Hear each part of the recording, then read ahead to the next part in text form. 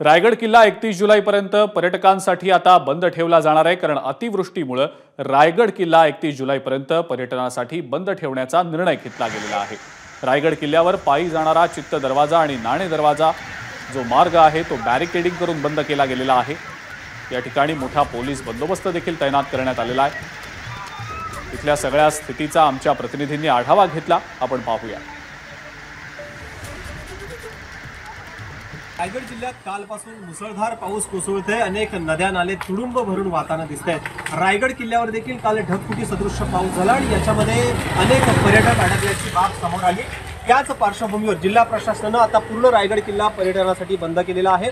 संपूर्ण पोलीस प्रशासन देखील या ठिकाणी सज्ज असल्याचं बघायला मिळते। रायगड किल्ल्याची मुख्य पायवाट असेल किंवा रोपवेचा मार्ग देखील आता पूर्ण पर्यटनासाठी बंद केलेला आहे।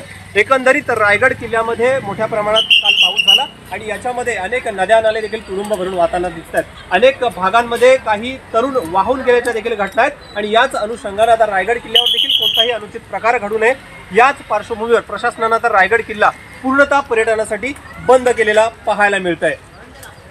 गणेश मापळकर, एबीपी माझा, रायगड।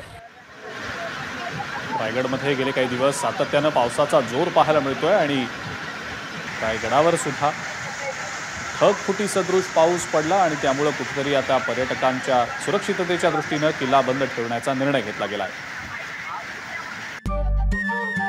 नमस्कार। मन सुद्धा तुझं ही एबीपी माझावरची वेगळीच मालिका खूप गाजली। हिचा दुसरा सीझन केव्हा येणार अशी अनेकदा विचारणा ही झाली, पण आता प्रतीक्षा संपली। लवकरच येतोय सीझन 2। मन सुद्धा तुझं होई मन सुद्धा तुझं।